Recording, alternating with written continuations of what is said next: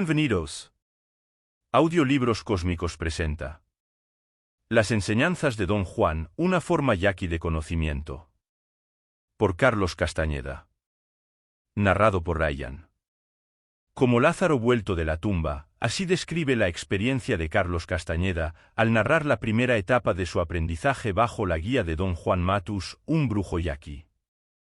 En este audiolibro, Castañeda nos sumerge en un viaje de transformación en el que Don Juan lo adentra en una realidad no ordinaria, tan objetiva como la cotidiana pero completamente distinta, desafiando los esquemas de pensamiento convencionales. Con diversos medios, Don Juan sumerge a su discípulo en una nueva percepción del mundo, transmitiendo una sabiduría antigua con impecable coherencia lógica y poética. A medida que Castañeda pierde sus defensas, experimenta el estado de ser al que lo llevan las enseñanzas, la vida de guerrero, y enfrenta el primer enemigo de un hombre de conocimiento, el temor. Este audiolibro nos invita a explorar una realidad vasta, maravillosa y terrible a la vez, y nos enseña cómo habitarla desde el nivel más inmediato.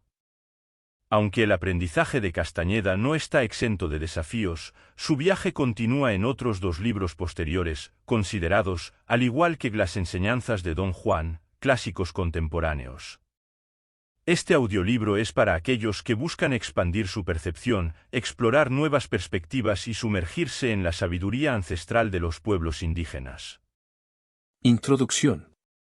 Durante el verano de 1960, siendo estudiante de antropología en la Universidad de California, Los Ángeles, hice varios viajes al suroeste para recabar información sobre las plantas medicinales usadas por los indios de la zona. Los hechos que aquí describo empezaron durante uno de mis viajes. Esperaba yo un autobús Greyhound en un pueblo fronterizo, platicando con un amigo que había sido mi guía y ayudante en la investigación.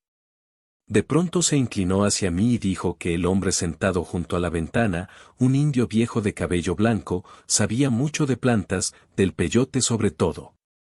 Pedí a mi amigo presentarme a ese hombre. Mi amigo lo saludó, luego se acercó a darle la mano.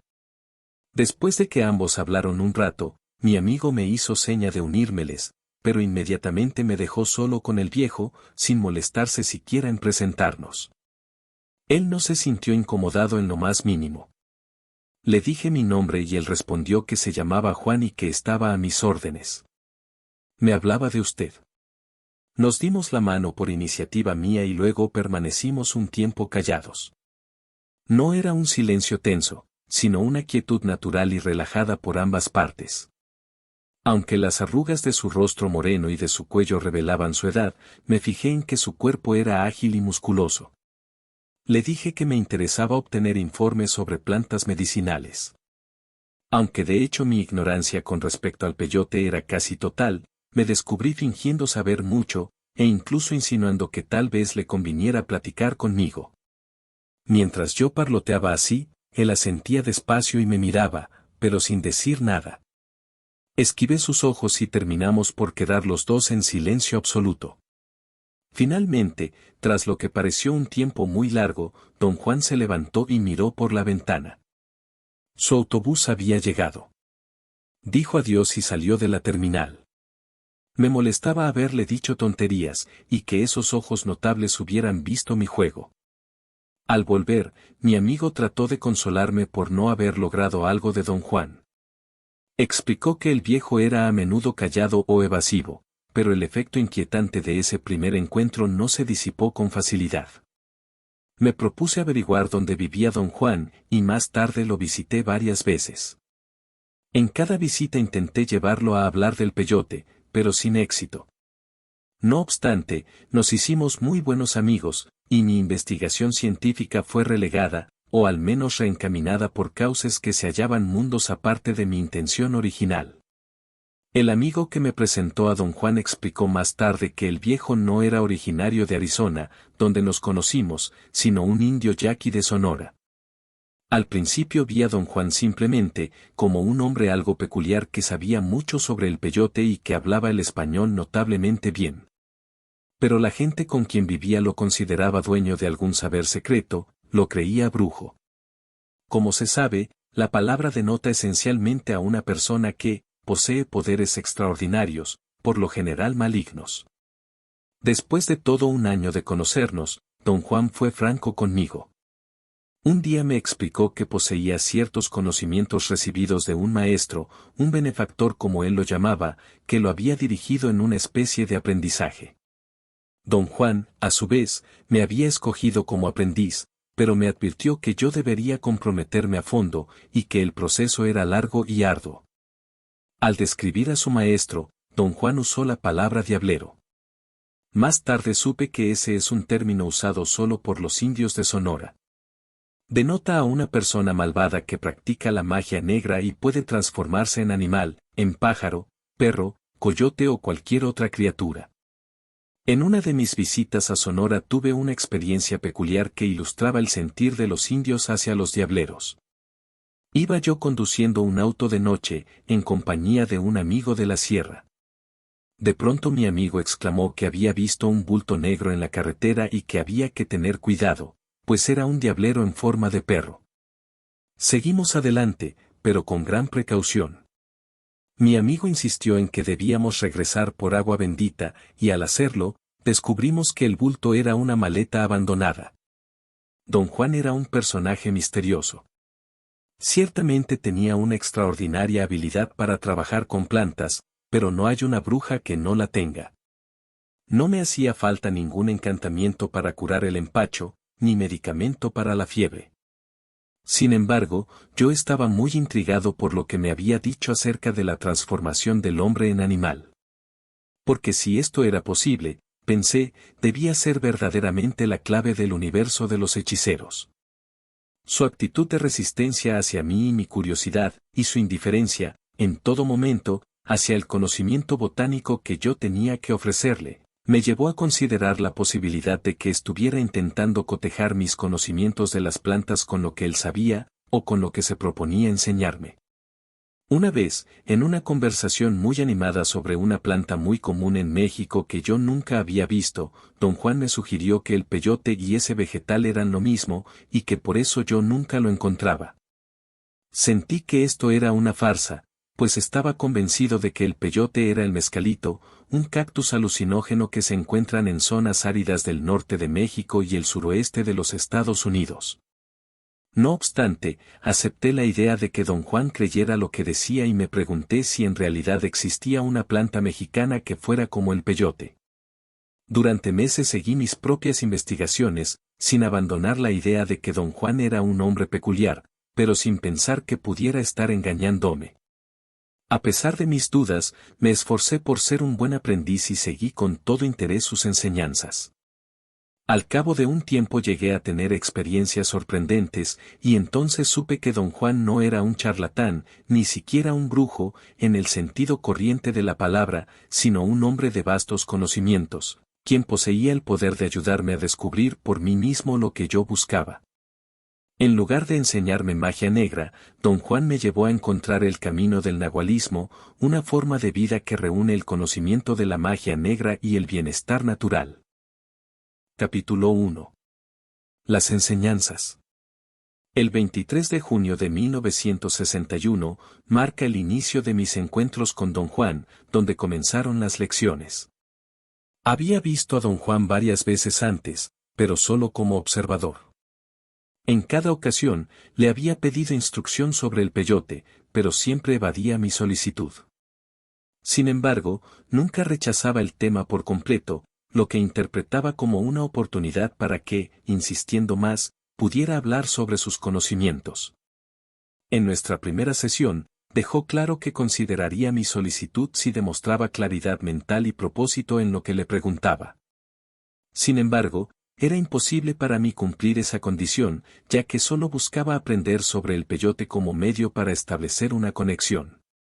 Pensaba que su conocimiento del tema lo haría más abierto, permitiéndome acceder a su conocimiento sobre las propiedades de las plantas. Pero él tomó mi solicitud literalmente y le preocupaba mi interés en aprender sobre el peyote. El viernes 23 de junio de 1961, la conversación fue la siguiente. ¿Me enseñarás, don Juan? ¿Por qué deseas emprender tal aprendizaje? Quiero sinceramente que me enseñes lo que se hace con el peyote. ¿No es suficiente querer saber? No. Debes buscar en tu corazón y descubrir por qué un joven como tú desea emprender tal tarea. ¿Por qué aprendiste tú, don Juan? ¿Por qué preguntas eso? Quizás tenemos las mismas razones. Lo dudo. Yo soy indio. No andamos por los mismos caminos. Mi única razón es que quiero aprender, solo por saber. Pero te aseguro, don Juan, que mis intenciones no son malas. Te creo. Te he examinado. ¿Cómo dices? Ya no importa. Conozco tus intenciones. ¿Entonces me enseñarás? No. ¿Por qué no soy indio? No. Porque no conoces tu corazón. Lo importante es que sepas exactamente por qué deseas comprometerte. Aprender sobre el mezcalito es un acto muy serio. Si fueras indio, tu deseo solo sería suficiente. Muy pocos indios tienen ese deseo. El domingo 25 de junio de 1961, después de pasar toda la tarde con don Juan el viernes, estaba a punto de irme alrededor de las 7 de la tarde. Estábamos en el porche de su casa y decidí preguntarle una vez más sobre la enseñanza. Era casi una pregunta de rutina, esperando que nuevamente se negara. Pregunté si había alguna forma de aceptar mi deseo de saber, como si fuera indio. Tardó un tiempo en responder, parecía estar decidiendo algo. Finalmente, dijo que había una forma y planteó un problema. Señaló que yo estaba cansado de estar sentado en el suelo y que necesitaba encontrar un lugar donde pudiera sentarme sin fatiga. Mis rodillas estaban contra mi pecho y mis brazos rodeaban mis pantorrillas. Cuando dijo que estaba cansado, me di cuenta de que me dolía la espalda y estaba casi exhausto. Esperé su explicación sobre el lugar, pero no hizo ningún esfuerzo evidente para aclarar el punto. Pensé que tal vez quería que cambiara de posición, así que me levanté y me acerqué a él. Don Juan protestó por mi movimiento y enfatizó que un lugar era donde uno podía sentirse feliz y fuerte de forma natural. Palmeó el lugar donde estaba sentado y dijo que ese era su lugar, añadiendo que me había dado una adivinanza, debía resolverla solo y sin más deliberación. Lo que planteó como un problema para resolver era realmente una adivinanza. No tenía idea de cómo empezar ni qué tenía en mente. Pedí una pista o un indicio sobre cómo encontrar el lugar adecuado, pero mis súplicas fueron inútiles. Don Juan se puso de pie y, con severidad, me advirtió que resolver el problema podría llevar días, pero si no lo hacía, sería mejor que me fuera, ya que no tendría nada que decirme. Dijo que él sabía dónde estaba mi lugar y que no podía mentirle, solo de esta manera aceptaría mi deseo de aprender sobre el mezcalito. Añadió que nada en este mundo era un regalo, todo lo que se debía aprender debía hacerse por el camino difícil. Se alejó para ir al chaparral y, al regresar, entró directamente a su casa por la parte trasera. Pensé que su tarea de encontrar el lugar era su manera de deshacerse de mí, pero me levanté y comencé a caminar de un lado a otro. El cielo estaba despejado. Podía ver todo el porche y sus alrededores. Debo haber caminado durante una hora o más, pero nada revelaba la ubicación del lugar. Estaba cansado de caminar y me senté, después de unos minutos, me senté en otro lugar, y luego en otro, cubriendo todo el piso de manera semisistemática. Deliberadamente traté de sentir las diferencias entre los lugares, pero no tenía criterio para distinguirlas. Sentí que estaba perdiendo el tiempo, pero me quedé. Mi racionalización fue que había venido de lejos solo para ver a don Juan y realmente no tenía nada más que hacer. Me acosté boca arriba y puse mis manos bajo mi cabeza como almohada. Luego rodé y permanecí boca abajo por un rato. Repetí este proceso rodando por todo el piso. Por primera vez, parecía haber encontrado un vago criterio. Sentí más calor cuando estaba boca arriba.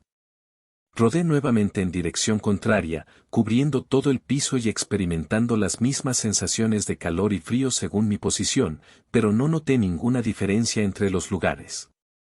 Entonces se me ocurrió una idea que pensé que era brillante, el lugar de Don Juan. Me senté allí y luego me acosté boca abajo, pero era igual que los otros lugares. Me levanté. Estaba harto. Quería despedirme de Don Juan, pero no me atrevía a despertarlo. Miré mi reloj. Eran las 2 de la mañana.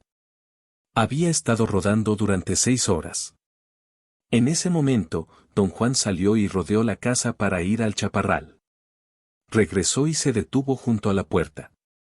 Me sentía completamente abatido y quería decirle algo desagradable y marcharme, pero me di cuenta de que no era su culpa, yo mismo había accedido a todas esas tonterías. Le informé mi fracaso, había pasado toda la noche rodando en el suelo como un idiota y aún no podía entender la adivinanza. Don Juan rió y dijo que eso no lo sorprendía, porque no había procedido correctamente. No había usado mis ojos. Era cierto, pero estaba seguro de que él me había indicado que sintiera la diferencia. Se lo señalé y él argumentó que se puede sentir con los ojos cuando no los estás mirando directamente las cosas. En mi caso, dijo, no tenía otro medio para resolver el problema que usar mis ojos. Entró en la casa. Estaba seguro de que me había estado observando. No tenía otra forma de saber que no había estado usando mis ojos. Empecé a rodar de nuevo, porque era el procedimiento más cómodo. Esta vez, sin embargo, apoyé mi barbilla en mis manos y miré cada detalle. Después de un tiempo, la oscuridad a mi alrededor cambió. Mientras enfocaba un punto directamente frente a mí, toda la zona periférica de mi campo de visión adquirió un color amarillo verdoso homogéneo. El efecto fue asombroso. Mantuve mis ojos fijos en el punto frente a mí y comencé a reptar lentamente hacia adelante, boca abajo. De repente, noté otro cambio de color en un punto cercano a la mitad del piso. En un lugar a mi derecha, en la periferia de mi campo de visión, el color amarillo verdoso se volvió intensamente púrpura. Me concentré en ese punto. El púrpura se desvaneció en un color pálido, pero brillante, que permaneció estable mientras lo observaba. Marqué el lugar con mi chaqueta y llamé a Don Juan. Salió al porche. Estaba realmente emocionado, había visto claramente el cambio de colores. Don Juan no parecía impresionado, pero me indicó que me sentara en el lugar y le informara qué sentía. Tomé asiento y luego me tendí de espaldas. Parado junto a mí, Don Juan me preguntó repetidamente cómo me sentía, pero no noté ninguna diferencia. Durante unos 15 minutos, traté de sentir o ver alguna diferencia mientras Don Juan esperaba pacientemente a mi lado. Me sentí molesto. Tenía un sabor metálico en la boca y me dolía la cabeza. Estaba a punto de vomitar. La idea de mis esfuerzos absurdos me irritaba hasta la furia. Me levanté. Don Juan debió de notar mi amargura. No se rió, dijo con seriedad que si quería aprender, debía ser inflexible conmigo mismo. Solo tenía una opción, dijo, renunciar y marcharme, caso en el cual nunca aprendería, o resolver la adivinanza. Entró nuevamente. Quería irme de inmediato, pero estaba demasiado cansado para conducir y, además, el percibir los colores había sido tan sorprendente que consideré aquello como un criterio de algún tipo. De cualquier modo, era demasiado tarde para irme. Me senté, estiré las piernas hacia atrás y comencé de nuevo desde el principio. Durante esta ronda, atravesé rápidamente cada lugar, pasando por el lugar de Don Juan, hasta el final del piso y luego viré para cubrir el lado exterior. Al llegar al centro, noté otro cambio de coloración en el borde de mi campo de visión. El color verdoso pálido en toda el área se convirtió en un verde gris nítido en cierto lugar a mi derecha. Permaneció un momento y luego se transformó en otro matiz diferente. Me quité un zapato para marcar el punto y seguí rodando hasta cubrir el suelo en todas las direcciones posibles. No hubo ningún otro cambio de coloración. Regresé al punto marcado por mi zapato y lo examiné. Quedaba a aproximadamente 1,5 metros del lugar indicado por mi chaqueta, en dirección sureste. Había una piedra grande junto a él. Estuve tendido allí un buen rato, tratando de descubrir pistas, observando cada detalle, pero no noté ninguna diferencia. Decidí probar el otro lugar. Rápidamente giré sobre mis rodillas y estaba a punto de acostarme en la chaqueta cuando sentí una aprensión insólita. Era más bien como la sensación física de que algo empujaba mi estómago. Me levanté de un salto, retrocediendo con el mismo impulso. El cabello de mi nuca se erizó. Mis piernas se arquearon ligeramente, mi tronco se inclinó hacia adelante y mis brazos se extendieron rígidamente frente a mí, con los dedos contraídos como garras. Noté mi extraña postura y mi sobresalto aumentó. Retrocedí involuntariamente, me senté en la piedra junto a mi zapato. De allí me dejé resbalar al suelo. Intenté aclarar qué cosa había podido asustarme de esa manera. Pensé que debía haber sido mi fatiga. Ya casi era de día. Me sentí ridículo y confuso. Sin embargo, no tenía manera de explicar que me había asustado, ni había descubierto lo que deseaba don Juan. Decidí hacer un último intento. Me levanté, me acerqué despacio al lugar marcado por mi chaqueta y, de nuevo, sentí la misma aprensión. Esta vez hice un esfuerzo por dominarme. Tomé asiento y luego me arrodillé para acostarme boca abajo, pero no pude hacerlo a pesar de mi voluntad. Puse mis manos en el suelo. Mi aliento se aceleró, mi estómago se revolvió. Tuve una clara sensación de pánico y luché por no salir corriendo. Pensé que tal vez don Juan me estaba observando. Lentamente, repté de regreso al otro lugar y apoyé mi espalda contra la piedra. Quería descansar un rato para poner en orden mis ideas, pero me quedé dormido. Escuché a don Juan hablar y reír por encima de mi cabeza. Desperté. «Encontraste el lugar», dijo. Al principio no entendí, pero él me aseguró de nuevo que el lugar donde me había quedado dormido era el correcto. Me preguntó qué sentía allí tendido. Le dije que en realidad no sentía ninguna diferencia. Me pidió que comparara mis sensaciones en ese momento con lo que había sentido al yacer en el otro lugar. Por primera vez, me di cuenta conscientemente de que no podía explicar mi aprensión de la noche anterior. Don Juan me desafió a que me sentara en el otro lugar. Por alguna razón inexplicable, tenía miedo de ese lugar y no me senté en él. Don Juan afirmó que solo un tonto no vería la diferencia. Le pregunté si cada uno de los dos lugares tenía un nombre especial. Dijo que el buen lugar se llamaba sitio y el mal lugar enemigo. Dijo que estos dos lugares eran clave para el bienestar de un hombre, especialmente si buscaba conocimiento. Sentarse en el sitio generaba fuerza, mientras que el enemigo debilitaba e incluso podía causar la muerte. Dijo que había recuperado mi energía, gastada durante la noche, echando una siesta en mi sitio. También explicó que los colores percibidos en relación con cada sitio específico tenían el mismo efecto general de aumentar o disminuir la fuerza. Le pregunté si había otros lugares como los dos que había encontrado y cómo podría localizarlos.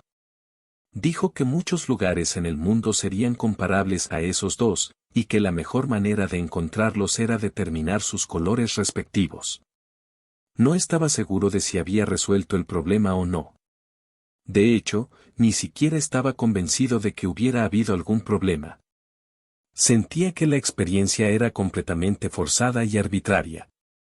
Estaba seguro de que don Juan me había observado toda la noche y luego me había dicho que el lugar donde me había quedado dormido era el correcto.